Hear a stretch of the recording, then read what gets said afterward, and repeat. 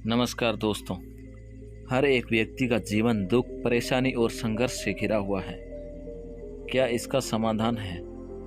हर एक व्यक्ति के जीवन में ऐसा क्यों है? ऐसा इसलिए है क्योंकि हम कहीं ना कहीं अपने मन के मेल को, मन के कीचड़ को साफ नहीं रख पाते हैं। यूं कहे तो उसका सही समाधान निकल नहीं पाते हैं। खैर चलिए, मैं आपको एक कहानी सुनाता हूँ। शायद आपको इस कहानी से इस सवाल का हल मिल जाए।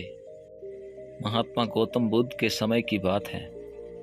एक गांव में एक किसान अपनी पत्नी और 2 बच्चों के साथ रहता था। वह किसान बहुत ही ज़्यादा परेशान रहता था। अपने 2 बच्चों और पत्नी की ज़रूरतों को पूरा नहीं कर पाता था। शायद यही उसकी परेशानी की सबसे बड़ी वजह थी। समय बीतता गया, उसकी परेशानी परिवार की ज़रूरतों के साथ बढ़ती ही गई। वह दिमाग और मन से बहुत अशांत रहने लगा। कहीं ना कहीं वह बहुत ज़्यादा दुखी हो गया था, अपने परिवार की ज़रूरतों को नहीं पूरा कर पाने की वजह से। एक दिन उसने यह फैसला लिया कि वह अपने परिवार, घर को और अपने बच्चों को छोड़कर अंततः वह मनहूस दिन और काली रात आ गई, जिस दिन वह अपने परिवार को, अपने बच्चों को, अपनी पत्नी को छोड़कर घर से कहीं दूर चला गया। वह किसान चलता ही गया। रात से सुबह हो गई, सुबह से फिर दोपहर, दोपहर से शाम, शाम से फिर रात, फिर सुबह हो गई। उस किसान के मन की पीड़ा इतनी ज़्यादा थी कि उसके पैरों में छाले और पैरों में से खून बह रहा था। ना भूख की चिंता, ना प्यास की चाह, बस चलता ही गया। आखिरकार जंगल के चलते चलते उसका शरीर इतना ज़्यादा थक गया कि वह एक नदी के किनारे जाकर गिर पड़ा। कुछ घंटों बाद उस किसान को होश आया। वह बेचारा इतना ज़्यादा प्यासा था कि तुरंत वह नदी के पास गया। जैसे ही पानी पीने के लिए हाथ पानी में डाला, उसे सामने नदी के उस पार कुछ लोगों का झुंड दिखाई दिया। उसने ध्यान से देखा तो उसे एक वृक्ष के नीचे महात्मा गौतम बुद्ध बैठे हुए नजर आए।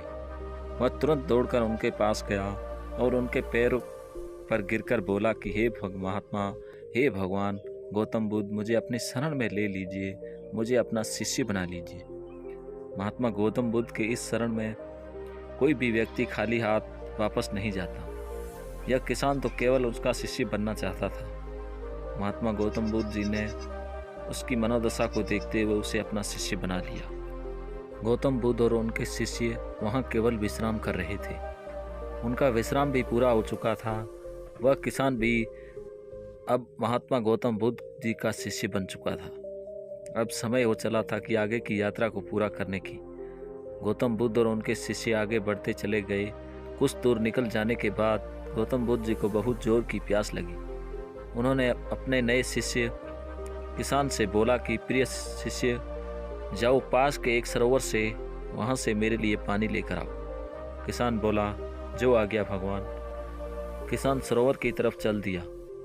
सरोवर के पास जैसे ही किसान पहुँचा, उसने देखा कि उस सरोवर से बहुत सारे जानवर उछल कूद कर रहे हैं। ये सारे जीव जंतु किसान को देखते ही तुरंत वहाँ से भाग गए।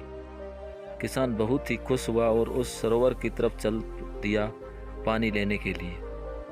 परंतु जैसे ही किसान सरोवर के पास पानी की तरफ हाथ बढ़ाया, उसने देखा कि पानी बहुत ही ज़्यादा गंदा था।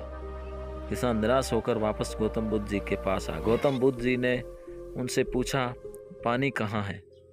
किसान ने दुखी भरे शब्दों के साथ कहा, हे भगवान, मैं जैसे ही उस सरोवर के पास पहुंचा तो मैंने देखा कि उस सरोवर में काफ़ी सारे जीव जंतु उछल कूद कर रहे हैं और उनके उछल कूद करने की वजह से उस सरोवर के ज़मीन में तल में बैठी हुई सारी गंदगी, सड़े हुए पत्ते पानी में घुल मिलकर एक कीचड़ का रूप लिए हैं।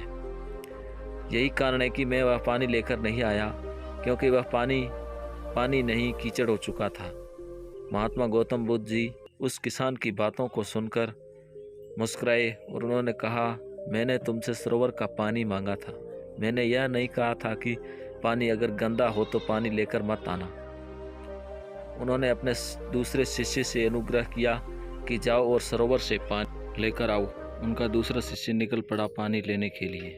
कुछ देर पश्चात वह पानी लेकर वापस आ गया। आश्चर्य की बात तो यह है कि दूसरे शिष्य द्वारा लाया हुआ पानी बिल्कुल साफ था, और उससे भी बड़ी असमझ बात यह है कि सारे के सारे शिष्य बड़े आश्चर्यचकित हो गए कि यह करिश्मा कैसे हो सकता है, क्योंकि पहले शिष्य ने तो यह बताया था कि पानी कीचड़ हो गया था।